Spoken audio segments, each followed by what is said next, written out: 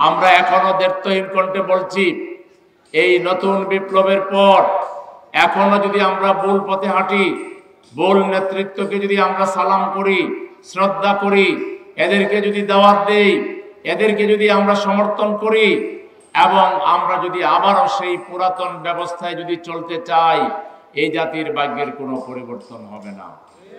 একটা বিরাট সুযোগ আমাদের জন্য আবার এসেছে। জাতিকে ঐক্যবদ্ধ হয়ে চাঁদাবাজদেরকে না বলে দিতে হবে। জাতিকে ঐক্যবদ্ধ হয়ে ঘুষখোরদেরকে না বলে দিতে হবে। জাতিকে ঐক্যবদ্ধ হয়ে দুর্নীতিবাজদেরকে না বলে দিতে হবে। যারা অতীতে দুর্নীতি করেছে তারা 10 বছর রাষ্ট্র পরিচালনা থেকে দূরে থাকুক। 10 বছর এদেরকে কোনো ভোট দেওয়া যাবে না। এই 10 বছর তারা তওবা ইস্তেগফার করবে, নামাজ কালাম পড়বে, কোরআন হাদিস পড়বে, আগে লোভ সামলাবে, আগে তারা ওয়াদা করবে আল্লাহর কাছে এবং জনগণের কাছে। আর ভবিষ্যতে কোনোদিন যদি তারা একটা ওয়ার্ড কাউন্সিলের মেম্বার হয়, ওয়ার্ড কাউন্সিলর হয়, এমপি হয়, একটা বাজার কমিটির সদস্য যদি হয়, মসজিদ কমিটির হয়, তারা যে কোনো ধরনের নেতৃত্বে আসলে স্বজনপ্রীতি, দুর্নীতি এটা করবে না। আল্লাহর কাছে ওয়াদা দিতে হবে, জনগণের কাছে ওয়াদা দিতে হবে। এইবার যদি জনগণের কাছে ওয়াদা দেয়, এইবার আমরা ভোট দিব না। ওয়াদা পালন করে কিনা এটা আমরা দেখব। ক্ষমতায় না গিয়েও চাঁদাবাজি করে না। এখন চাঁদাবাজি কারা করতেছে? এখন নেতৃত্বে চাঁদাবাজি আছে একটা গোষ্ঠী, তাদের সাথে পতিত স্বৈরাচারের লোকেরাও আছে। বাঘ বাটোরা করে কি মজা খাইতেছে। আপনারা এই চাঁদাবাজদেরকে ভয় পান? যদি আল্লাহরে ভয় পেয়ে থাকেন, চাঁদাবাজদেরকে কেউ ভয় পাবেন না, টেন্ডারবাজদেরকে ভয় পাবেন না। চাঁদাবাজ টেন্ডারবাজ আসলে গাছের সাথে বাঁধিয়া আপনারা জামাত ইসলামীর খবর দিবেন। পারবেন? কে কে পারবেন হাত তোলেন।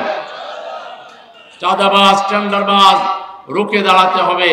চাঁদাবাজদের কারণে আমাদের বাজার আজকে এত চড়া, বাজারে জিনিসপত্রের দাম এত বেশি, ঠিক কিনা? চাঁদাবাজের চাইতে ভিক্ষা করলে ভালো হয় না? আমরা চাইলে দিলাম, না চাইলে না দিলাম। এই জন্য সব চাঁদাবাজদেরকে দাওয়াত দেওয়া যাচ্ছে, আপনারা মহা ভিক্ষুক হয়ে যান। চাঁদাবাজ ভিক্ষুকের চাইতেও সর্বনাশ। চাঁদাবাজ টেন্ডারবাজ এদেরকে যারা লালন করে, যে দল, যে নেতৃত্ব, যে গোষ্ঠী, তারা দেশের বন্ধু কখনো হতে পারে না।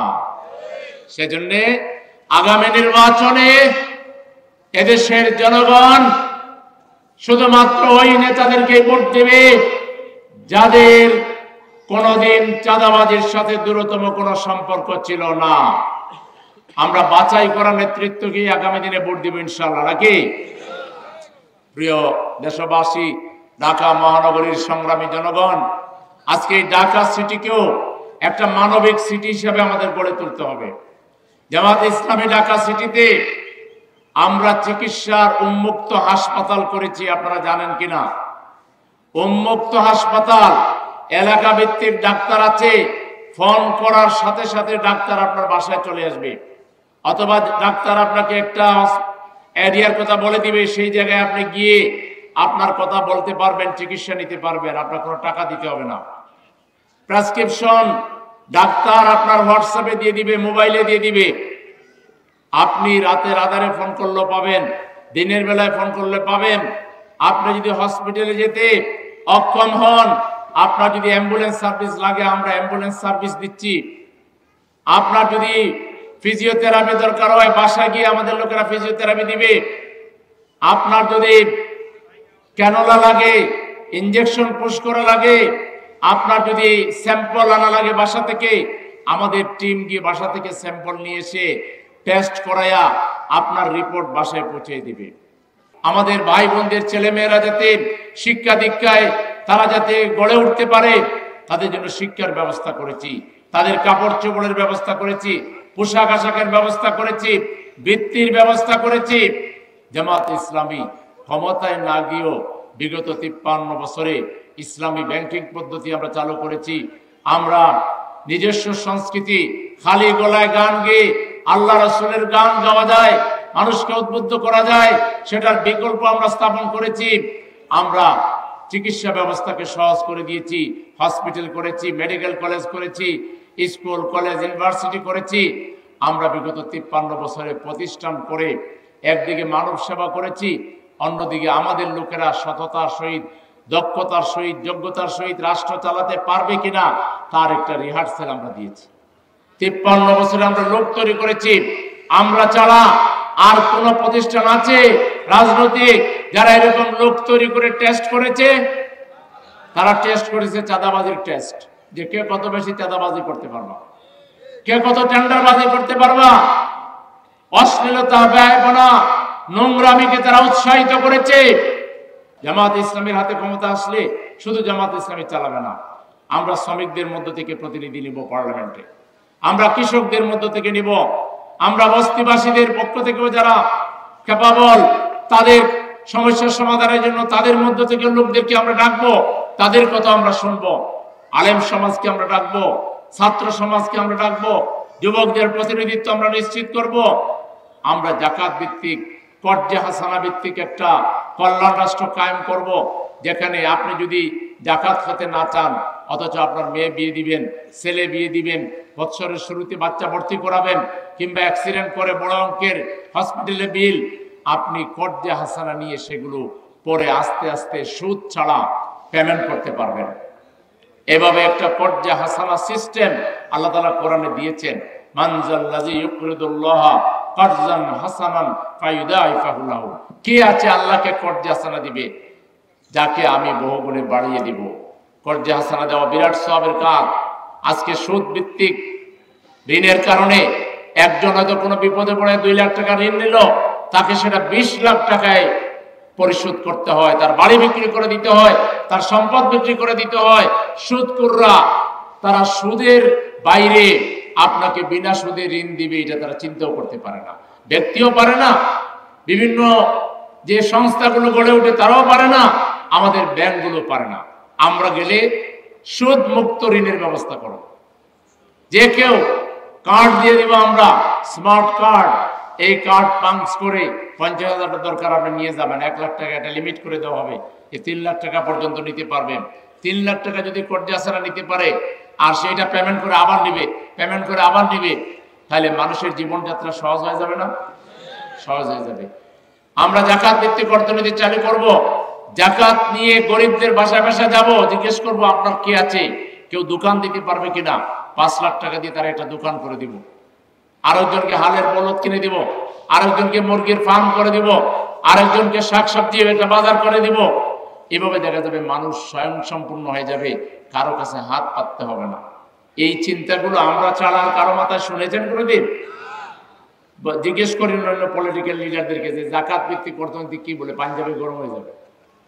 বলবে যে কর্জে হাসানা কি, বলে যে ফালতু কি জিনিস, করজ আবার হাসানা হয় নাকি, বুঝতে পারবে না, টার্মটা বুঝতে পারবে না। কোরআনের টার্ম, মুসলমান, হ্যাঁ, ভোটের সময় এসে লম্বা লম্বা বয়ান, কিন্তু ইসলামের টার্মগুলো জানে না।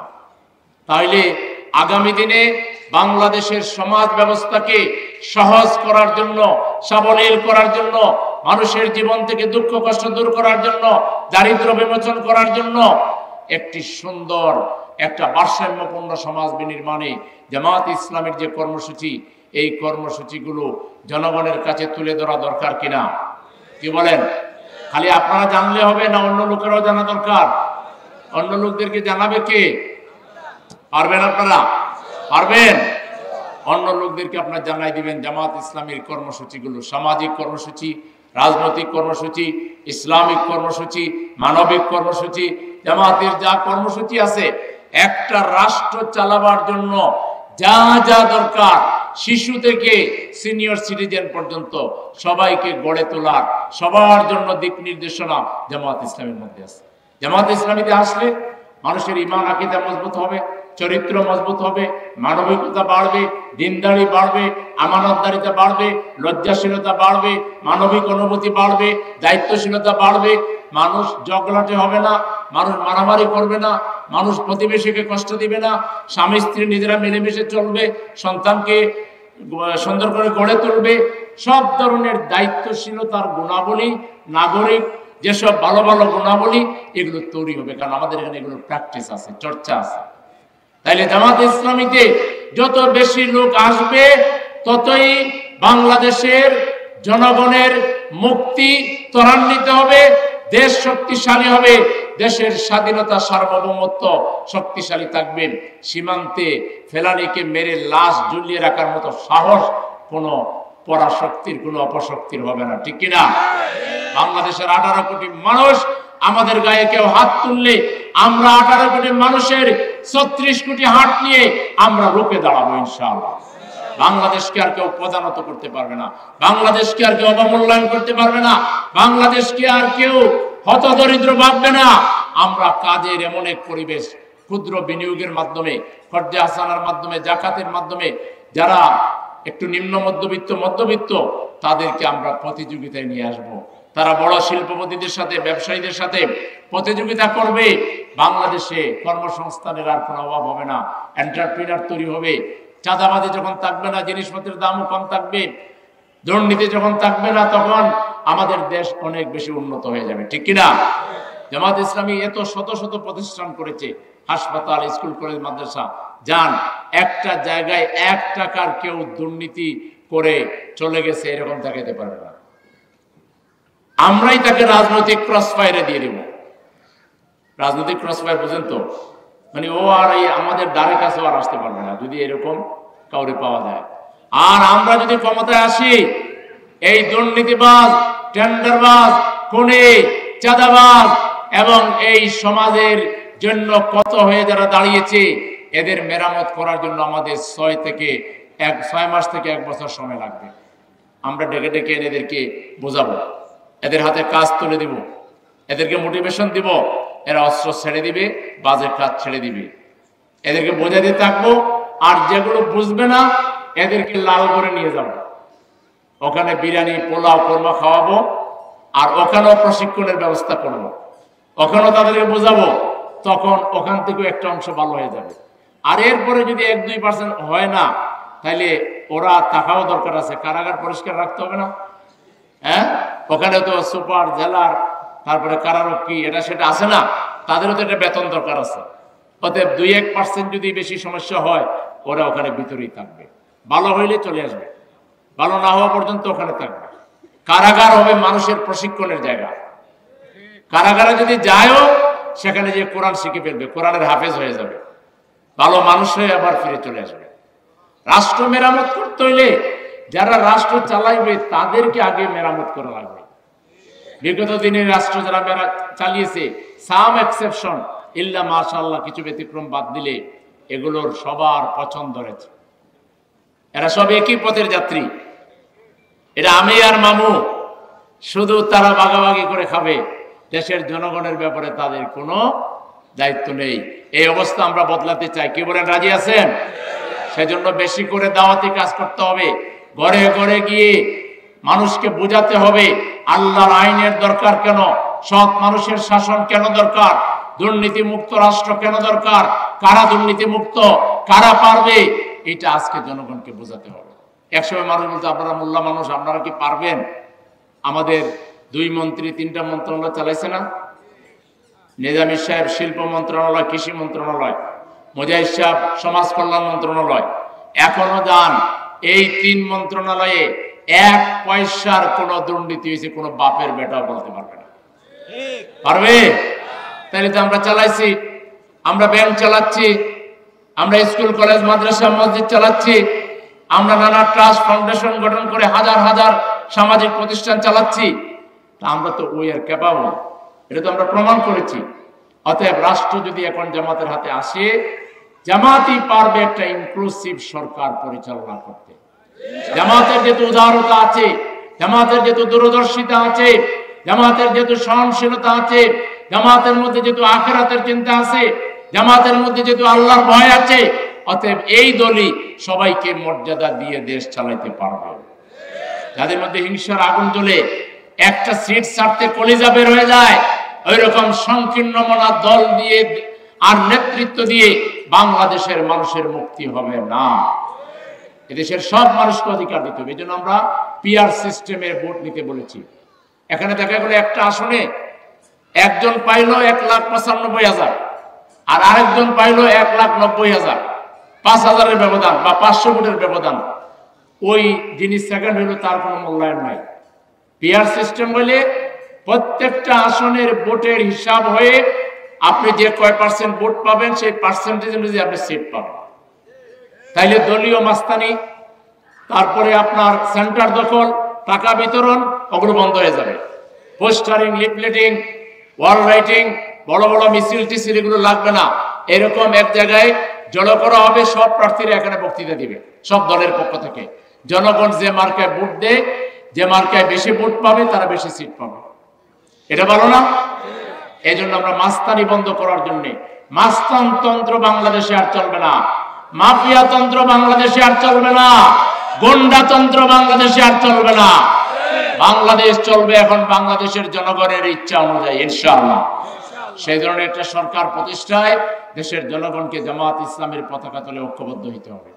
জামাত ইসলামের নেতৃত্বে 18 কোটি মানুষের বাংলাদেশ প্রতিষ্ঠিত হবে ইনশাআল্লাহ। আমাদের রাসূল বলেছেন যে আপনি অন্য ধর্মের উপরে কোনো আঘাত করতে পারবেন না। এটা আল্লাহ রাসূলের মানে সুন্নাহর বিপরীত। অতএব আমরা সেটা কখনো করি নাই এবং করার কোনো সম্ভাবনাও নাই। জামাত ইসলামী ক্ষমতায় আসলে সব মহলের নিরাপত্তা নিশ্চিত করা হবে। নারীরা আরো বেশি নিরাপদ থাকবে, সংখ্যালঘুরা আরো বেশি নিরাপদ থাকবে বাংলাদেশে। এখানে কেউ কারো উপরে কোনো ধরনের অন্যায় আচরণ করার কোনো সুযোগ পাবে না। সংগ্রামী ভাইয়েরা, আসুন আজকের যে ঐতিহাসিক এই একটা সামান্য শীত বস্ত্র উপহার অনুষ্ঠানকে একটা জনসভায় রূপান্তরিত করা হয়েছে। আপনারা এই বিপুলভাবে আসার জন্য আপনাদেরকে অনেক অনেক শুকরিয়া, ধন্যবাদ জানিয়ে, মোবারকবাদ জানিয়ে, আয়োজকদেরকে আমার পক্ষ থেকে ধন্যবাদ জানিয়ে, সবাইকে শুভেচ্ছা জানিয়ে